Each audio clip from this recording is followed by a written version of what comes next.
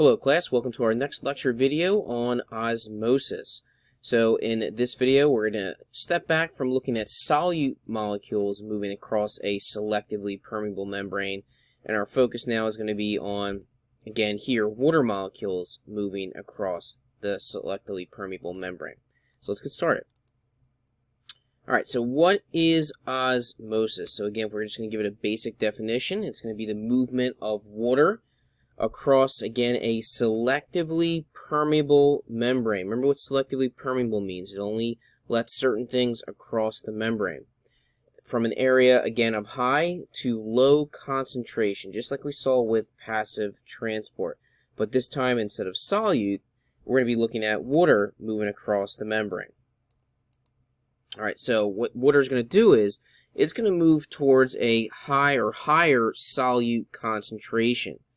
So if you have water on one side of the membrane here where my laser pointer is, alright, and if it's going to flow in this instance into a cell, it's only going to flow into the cell because that means there's more solute. So there's more sugar or salt inside the cell than there is out. So water is always going to flow to an area where there's less pure water. Alright, this is going to be very similar to what we saw with passive transport in that it requires no energy. And as you can see over here in the picture, even though water is polar, alright, which means it has a slight positive charge due to the unequal sharing of electrons, it can sometimes actually push its way through the lipid bilayer, like you see here. Alright, the reason is there's so much of it. Alright, it is such a pressure to push through the membrane that some water molecules can squeeze through, either going in or out. However, most of the flow of water is going to occur once again through integral membrane proteins, since water is polar. And these specific integral membrane proteins are actually called aquaporins. Alright, aquaporins, however you want to pronounce it. But these are just simply open channel integral proteins that are going to allow the flow of water either in or out of the cell. Most times, again, going to be from high to low concentration. Alright, to an area of higher solute concentration. But again, please don't forget that it is possible, at least for water, to squeeze its way through the lipid bilayer since it has such a pressure force on the layer itself. Now, what we're going to be looking at is the movement of water, again, across a selectively permeable membrane. Now, the reason why water is going to move is because the solute that we're examining most likely is too large to get across that lipid bilayer to reach, again, what we call equilibrium on its own. So you end up creating an osmotic condition in which on one side of a membrane you have more solute than you do fresh water. Alright, so again, these little green dots here are sucrose in this example. Alright, they're too large to fit through the openings here in the selectively permeable membrane that's supposed to mimic an actual cell or plasma membrane. And over here on the left-hand side, we have a much greater concentration of water. Alright, and when I'm going to say free water molecules, free meaning that they're not on this side and possibly attached to an actual solute particle. So water is going to move in this instance from left to right to try to dilute the overall concentration of solute, so you have equal amounts of pure water on both sides of the membrane.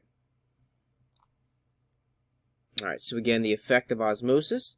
Alright, water balance between cells and their surroundings is going to be crucial for an organism's survival. And that's all going to be based off a concept that we refer to as tonicity. Alright, tonicity is the ability of an extracellular solution to make water move in or out of a cell by osmosis.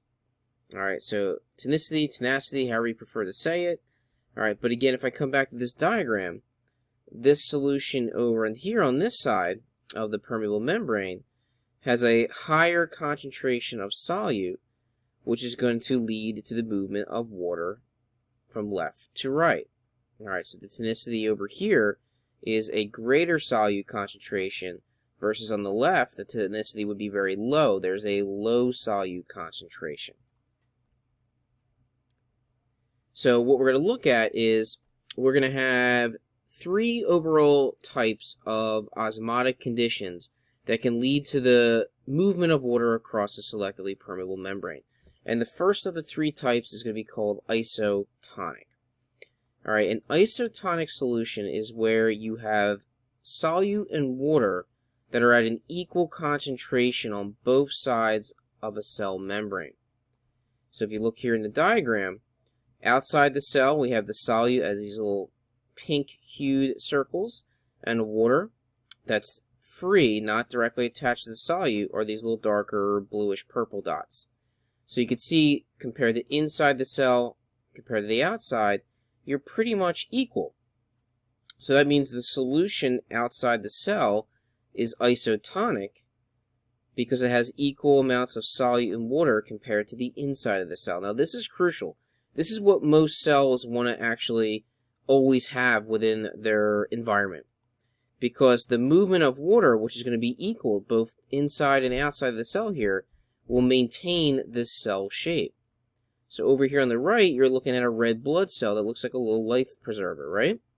All right, kind of like maybe even a little lifesaver candy with this little indentation in the middle. Well, in an isotonic condition, this is the way a red blood cell would look. And this is the shape that works best, remember shape dictates function, for the hemoglobin that's on the surface of the red blood cell that you can't see to carry oxygen to other parts of your body. If this shape were to change, the effectiveness of the hemoglobin on the surface would be decreased and you wouldn't be able to carry oxygen as efficiently. Down here would be just a regular plant cell with a thick cell wall. You can see chloroplast inside, a nucleus. This would be the large vacuole. So both of these shapes of these two cells are right now based off an isotonic condition that the cell itself is in. Now if we change that solute concentration, our next possibility is what we call a hypertonic solution. When I say the word hyper, think like you just drank 4 cups of coffee and you consumed a ton of caffeine and sugar. You're now really hyper, you're shaking around, you keep tapping your hands, right? All right, you're really hype. A hypertonic solution has more solute than it does fresh water. So again, there will be then less solute and more fresh water in the cell, and this is going to lead to the cell actually shriveling up and losing mass. So if you look down here at this GIF right here, you can see how the cell is shriveling up, because where my little laser pointer is right now, these are sodium chloride ions. There are more of them outside the cell than there are inside. So that means the outside has more solute, so the outside is hypertonic. It has less fresh water. So inside the cell, you actually would have the opposite condition, which we'll get to on the next slide, called hypotonic. Fresh water is going to rush out of the cell to try to dilute that salt concentration. All right, again, look over here at this diagram now. You can see that the solute is a much higher concentration outside versus than it is inside. And now you have more free or fresh water inside than you do out. The water is going to rush out to try to dilute that excessive solute concentration, and the cell is going to shrivel. Look what now just happened to that red blood cell. All right, looks completely different, right? Same condition if you dropped it in a just regular salt solution or an excessive sugar solution. It's going to cause the red blood cell to shrivel up. Take a look at the plant cell. The cell membrane is literally pulled away from the cell wall and the plant is wilting. You ever seen a plant start to wilt? Because obviously you haven't watered it in a while. This is exactly what's happening to it internally. The vacuole is losing water inside because that was the only water source for the plant cell to use. Now, this process of cells shriveling up due to being placed in a hypertonic solution has a specific name, and that's called plasmolysis. So it's when the plasma membrane pretty much shrivels up. All right, so plants will wilt, and you'll see animal cells looking like this, just getting smaller and shriveling up due to there being less free water outside and more solute outside. So where my laser pointer is, that is the hypertonic solution. Now our last osmotic condition is called a hypotonic solution. I always hear hypo, I always think of hippos. Hippos love water. So a hypotonic solution now is going to be the opposite. The solution is going to have less solute than it does fresh water. So now you have more fresh water outside the cell than you do solute. So what that also means is there's now going to be more solute that is in the cell. The cell will now gain mass as water rushes in to try to dilute the solute that's inside. So if we look down here first at this diagram, all right, we look at the outside environment, which is hypotonic. You can see these little bluish purplish dots here are the water molecules. There are more of them outside than there are in. So the outside is hypotonic. The inside has more solute, all right, and less fresh water. So if the outside's hypotonic, guess what the inside is? Hypertonic. It's always going to be the opposite unless you're looking at a isotonic environment. So due to the fact of the outside being hypotonic, water is going to rush in to try to dilute all the excess solute molecules or particles that you have inside, and the cell is going to start to actually expand and get really, really, really large. Now, what can happen here is you can have a process called cytolysis happen, but it only happens in animal cells. All right, and what cytolysis is, it's actually the enlarging of an animal cell to the point where it ruptures and explodes, all right, or lyses is what another term is you could use. It literally explodes because the pressure, the osmotic pressure inside of the water flowing in is too great for the cell membrane to hold and resist, and they can actually burst.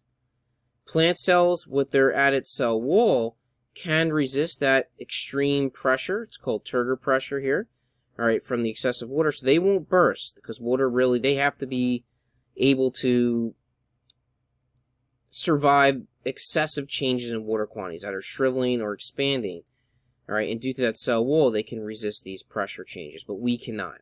So our cells would actually burst or lyse, and we're going to call that cytolysis. Down here in this diagram, right here at the start, you could see these would be plant cells that have, you can see all the chloroplast inside. Now right here, they have shriveled up, but now if I put fresh water on them, as the fresh water rushes in, see how they start to expand again? Here they were shriveled, but now fresh water is rushing in and they're expanding. So if I exposed the shriveled up cells right here to a hypotonic solution, water would rush in, and you see how they re-expand. It's kind of crazy. Over here, I'm going to have to refresh this GIF for you in a second, but if I go back here, watch the solute outside is strong, the water rushes out, plant cell will shrivel, but in the hypotonic condition, water rushes in, and you can see that cell actually explode, and we're going to call that cytolysis. So again, just to refresh the difference between these three osmotic conditions. Starting with isotonic, that means you have equal amounts of solute and water on both sides of the membrane. Water is going to flow in and out at a regular rate, and your cells aren't going to have a drastic shape change. If you place that cell in a hypertonic solution, that means there's more solute outside and less fresh water. Water is going to rush out of the cells to try to dilute the outside environment, and they're going to shrivel. So this is plasmolysis. And in a hypotonic solution where there's more fresh water outside and more solute inside the cell, water rushes in to try to dilute the solute that's inside. And in animal cells, since again we do not have a cell wall, they could rupture or lyse, and we're going to call that cytolysis. So those are your three osmotic conditions. To finish up here, all right, just with something you may never heard of before. It's called what is Osmo Regulation. All right, most animals, you and I, as well as other animals like fish that are in the ocean, have to have a way to control their water levels. All right, so the control of water and salt balance within the organism is referred to mainly as Osmo Regulation. This is important for us, but really important for fish and all types of marine life, especially fish that are in the ocean because they're exposed to high water and high salt concentrations. The cell wall in plant cells would help to maintain homeostasis and resist this regulation. But in fish, for example here, this would be, let's say this is a saltwater fish. Fish will literally drink, but then they have to expel extra water and salt from their gills or their excretions.